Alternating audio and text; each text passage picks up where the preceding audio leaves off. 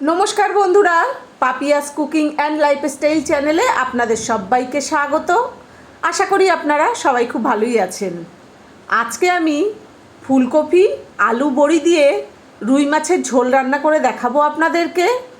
তো আমার এই ভিডিওটা না টেনে শেষ পর্যন্ত পুরোটা দেখবেন। ভালো লাগলে অবশ্যই করে লাইক কমেন্ট শেয়ার করবেন। আর আমার সঙ্গে থেকে দেখতে থাকুন আমি কি কি উপকরণ দিয়ে কিভাবে এই সুস্বাদু রুই মাছের ঝোল রান্না করে দেখাচ্ছি আপনাদেরকে। তো চলুন শুরু করা যাক। আজকে ফুলকপি আলু দিয়ে ছোট রুই মাছ রান্না করে দেখাবো। তার জন্য দেখুন, একটা ফুলকপি, ছোট সাইজের একটা ফুলকপি কেটে নিয়েছি, আর এই ডাঁটি দেখুন এইভাবে চিড়ে দিয়েছি। ফুলকপির মধ্যে অনেক সময় পোকা থাকে, তার জন্য আমি পরিষ্কার করে বেছে ধুয়ে নিয়েছি। দেখুন এখানে হাফ চামচ নুন দিয়ে দিলাম, আর এই নুন জলের সঙ্গে ভালোভাবে মিশিয়ে দিলাম। যদি ফুলকপির মধ্যে কোনো পোকা থাকে, ফুলের ভেতরে থাকে, তাহলে কিন্তু এই নুন জলে ভিজানো থাকলে পোকাগুলো বেরিয়ে যাবে। আমি নুন জলের মধ্যে খুব ভালোভাবে মিশিয়ে দিয়েছি। এবার আধ ঘন্টা এইভাবে ভিজিয়ে রেখে দেবো। ফুলকপি আলু দিয়ে ছোট রুই মাছ রান্না করার জন্য এখানে 4 পিস রুই মাছ নিয়েছি। একটা মাছ কেটে পরিষ্কার করে ধুয়ে 4 টুকরো করে নিয়েছি। এবার পরিমাণ মতন নুন দিয়ে দিলাম, আর পরিমাণ মতন হলুদ দিয়ে দিলাম। এবার হাতের সাহায্যে নুন আর হলুদ মাছে খুব ভালোভাবে মাখিয়ে নেব। আর এখনো যারা আমার চ্যানেলটিকে সাবস্ক্রাইব করেননি, তাদের কাছে আমার অনুরোধ রইল আমার চ্যানেলটিকে অবশ্যই করে সাবস্ক্রাইব করবেন এবং পাশে থাকা বেল আইকনটি ক্লিক করে অল করে দেবেন, যাতে আমি যখন যা নিত্য নতুন ভিডিও ছাড়বো তার নোটিফিকেশন সবার প্রথমেই আপনাদের কাছে পৌঁছে যাবে। দেখুন মাছে কিন্তু নুন হলুদ খুব সুন্দরভাবে মাখানো হয়ে গেছে। এবার 5 মিনিট ঢাকা দিয়ে রেখে দেবো। 5 মিনিট হয়ে গেছে। গ্যাসে কড়াই বসিয়ে কড়াই খুব ভালোভাবে গরম করে কিছুটা সর্ষের তেল দিয়েছি। দেখুন তেলও কিন্তু খুব ভালো গরম হয়ে গেছে। এবার কড়াইয়ের গায়ে খুব ভালোভাবে তেল মাখিয়ে দিলাম। এবার এই তেলে মাছগুলোকে ভেজে নেব। প্রথমে আমি মাছের মাথাটা দিয়ে দিচ্ছি, তার কারণ মাথাটা ভাজতে হয় কিন্তু একটু বেশি তেলে। মাথা কম তেলে ভাজলে খেতে ভালো লাগে না। সেই জন্যেই আমি যখনই মাছের মাথা রান্না করি, আমি কিন্তু প্রথমেই মাছের মাথা ভেজে নিই। বেশি তেলে মাছের মাথা ভেজে নিলে খেতে খুবই ভালো লাগে। মাথার সঙ্গে আর একটা পিস দিয়ে দিলাম। গ্যাসের ফ্লেম লোতে রেখে মাছের মাথা আর পেটি আস্তে আস্তে বেশ লাল লাল করে ভেজে নেব। আপনারা যেমন মাছ ভাজা খেতে পছন্দ করেন সেরকমভাবে ভেজে নেবেন। গ্যাসের ফ্লেম লোতে রেখে মাছের মাথা আর পেটি উল্টে পাল্টে বেশ লাল লাল করে ভেজে নিয়েছি। এবার তেল থেকে তুলে নেব। পেটিটা তুলে নিয়েছি, মাথাটা আর একটু ভেজে তারপরে তুলে নেব। মাথাটাও কিন্তু ভাজা হয়ে গেছে। এবার তেল থেকে তুলে নেব। মাছের মাথা আর পেটি তুলে নিয়ে বাকি যে দুটো মাছ আছে সেই দুটো মাছও ঠিক একইভাবে উল্টে পাল্টে লাল লাল করে ভেজে নেব। গ্যাসের ফ্লেম লোতে রেখে লেজা আর পেটিটাও খুব ভালোভাবে উল্টে পাল্টে লাল লাল করে ভেজে নিয়েছি। এবার তেল থেকে তুলে নেব। মাছ ভাজা তুলে নিয়ে ওই তেলে এক মুঠো বড়ি ভেজে নেব। গ্যাসের ফ্লেম লোতে রেখে বড়িগুলোকেও লাল লাল করে ভেজে নেব। বড়িগুলো লাল লাল করে ভাজা হয়ে গেছে। এবার তেল থেকে তুলে নেব। বড়ি তুলে নিয়ে ওই তেলে এবার আলু ভেজে নেব। দেখুন এরকম মোটা করে লম্বা করে কেটে নিয়েছি। গ্যাসের ফ্লেম মিডিয়ামে দিয়ে আলুর টুকরোগুলোকে লাল লাল করে ভেজে নেব। আমি একটা আলু এরকম 4 টুকরো করে কেটে নিয়েছি মোটা মোটা করে। আপনারা চাইলে কিন্তু পাতলা করেও কেটে নিতে পারেন, আর আপনাদের যতটা আলু প্রয়োজন আপনারা ততটাই দেবেন। দেখুন আলুর টুকরো কিন্তু বেশ লাল লাল করে ভাজা হয়ে গেছে। এবার তেল থেকে তুলে নেব। আলু ভাজা তুলে নিয়েছি। এবার এই তেলে ফুলকপি ভেজে নেব। ফুলকপির থেকে নুন জল ঝরিয়ে ফুলকপিগুলোকে আবার কিন্তু পরিষ্কার জলে খুব ভালো করে ধুয়ে নিয়েছি। গ্যাসের ফ্লেম লোতে রেখে ফুলকপিগুলোকে আস্তে আস্তে ভেজে নেব। আর যেহেতু মাছ ভাজার তেলে আলু ভাজলাম, ফুলকপি ভাজছি, সেই জন্য এখানে আর হলুদ দিচ্ছি না। আপনাদের যদি মনে হয় আপনারা একটু হলুদ দিয়ে দেবেন। আমি এখানে ছোট রুই মাছ দিয়ে রান্না করছি, আপনারা চাইলে কিন্তু বড় রুই মাছ, কাতলা মাছ, যে কোনো মাছ দিয়েই এইভাবে রান্নাটা করতে পারেন। দেখুন ফুলকপিগুলো হালকা লাল লাল করে ভাজা হয়ে গেছে, এবার তেল থেকে তুলে নেব। ফুলকপি তুলে নিয়ে কড়াইতে আবার একটু তেল দিয়েছি, তেল গরম হয়ে গেছে, হাফ চামচ জিরে দিয়ে দিলাম, একটা তেজপাতা ছিঁড়ে দিলাম, দুটো শুকনো লঙ্কা গোটা দিলাম।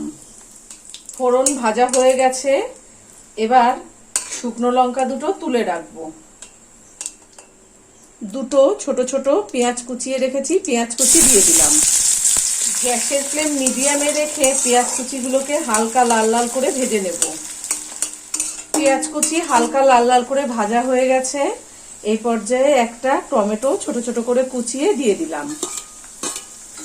টমেটো পেঁয়াজের সঙ্গে 30-40 সেকেন্ড ভেজে নেব। টমেটো পেঁয়াজের সঙ্গে 30 সেকেন্ড ভেজে নিয়েছি, একটু হালকা হালকা টমেটোগুলো নরম হয়ে গেছে। এবার অল্প করে জল দিয়ে দিচ্ছি। হাফ চামচ জিরের গুঁড়ো দিলাম, 1 চামচ ধনের গুঁড়ো দিলাম। আমরা যেমন ঝাল খাই সেরকম বুঝে পরিমাণ মতন শুকনো লঙ্কার গুঁড়ো দিলাম। 1 চামচ আদা বাটা আর 1 চামচ রসুন বাটা দিলাম। পরিমাণ মতন হলুদ দিলাম। মাছে নুন হলুদ মাখানো ছিল, সেইটা হিসাব করে নুন দিয়ে দিলাম। আর সুন্দর কালারের জন্য হাফ চামচ কাশ্মীরি লঙ্কার গুঁড়ো দিলাম। এবার এই সব মশলা খুব ভালোভাবে কষিয়ে নেব, গ্যাসের ফ্লেমটা লোতে রেখে। আগে থেকে ভেজে রাখা আলু এই মশলার সঙ্গে দিয়ে একটু কষিয়ে নেব।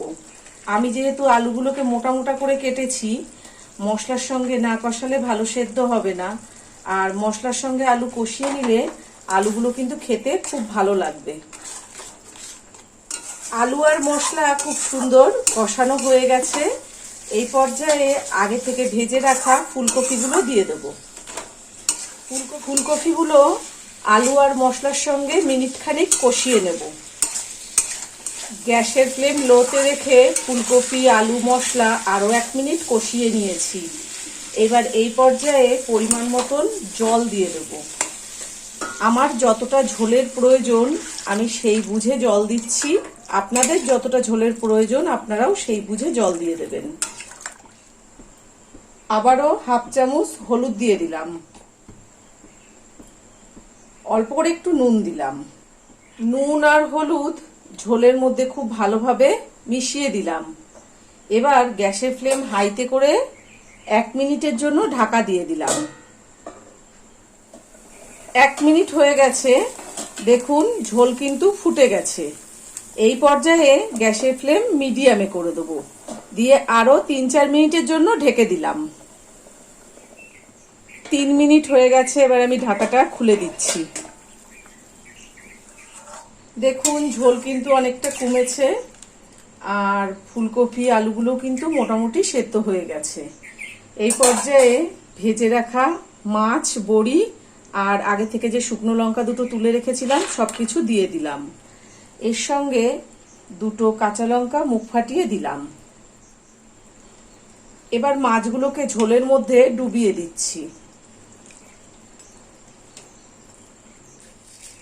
যেহেতু ফুলকপি দিয়ে মাছের ঝোল করছি সেই জন্য অল্প একটু চিনি দিলাম। আপনারা যদি চিনি না দিতে চান তাহলে চিনি বাদ দিয়ে দেবেন। যে কোনো রান্নায় 1 টিপ চিনি দিলে রান্নার স্বাদ কিন্তু অনেকটা বেড়ে যায়। চিনি খুব ভালোভাবে ঝোলের মধ্যে মিশিয়ে দিলাম। গ্যাসের ফ্লেম হাইতে করে দিয়েছি যাতে ঝোল আবারও তাড়াতাড়ি ফুটে যায়। গ্যাসের ফ্লেম মিডিয়ামে করে দিয়ে আরো 2-3 মিনিটের জন্য ঢাকা দিয়ে দিলাম। 3 মিনিট হয়ে গেছে, এবার আমি ঢাকাটা খুলে দিচ্ছি। ফুলকপি আলু দিয়ে মাছের ঝোল কিন্তু মোটামুটি হয়ে গেছে। অল্প করে একটু গরম মশলার গুঁড়ো দিয়ে দিলাম, আর 1 চামচ ঘি দিয়ে দিলাম। এবার ঘি আর গরম মশলার গুঁড়ো খুব ভালোভাবে মিশিয়ে দিলাম। আপনাদের কাছে যদি ধনেপাতা থাকে আপনারা কিন্তু এই মাছের ঝোলে ধনেপাতা দিতে পারেন। ধনেপাতা দিলেও কিন্তু খেতে খুব সুন্দর লাগবে। ঘি আর গরম মশলার গুঁড়ো খুব ভালোভাবে মেশানো হয়ে গেছে। এবার 1 মিনিটের জন্য ঢাকা দিয়ে দিলাম, গ্যাসের ফ্লেমটা লোতে করে দিয়ে। 1 মিনিট হয়ে গেছে। এবার আমি ঢাকাটা খুলে আপনাদেরকে একটু দেখিয়ে দিই। দেখুন, ফুলকপি আলু দিয়ে মাছের ঝোল কিন্তু একদম রেডি হয়ে গেছে। আমি আপনাদেরকে একটু কেটেও দেখিয়ে দিই সবকিছু কেমন সেদ্ধ হয়েছে। দেখুন, ফুলকপির ডাঁটি কিন্তু কেটে দেখিয়ে দিচ্ছি আপনাদেরকে কেমন সেদ্ধ হয়েছে। আর আলুও কিন্তু খুব সুন্দর সেদ্ধ হয়ে গেছে। আপনাদেরকে একটা আলু কেটে একটু দেখিয়ে দিই।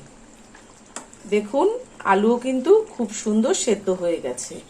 এবার গ্যাস নিভিয়ে দেব, দিয়ে 5 মিনিট ঢাকা দিয়ে রাখবো। তারপরে আপনাদেরকে পরিবেশন করে দেখাবো।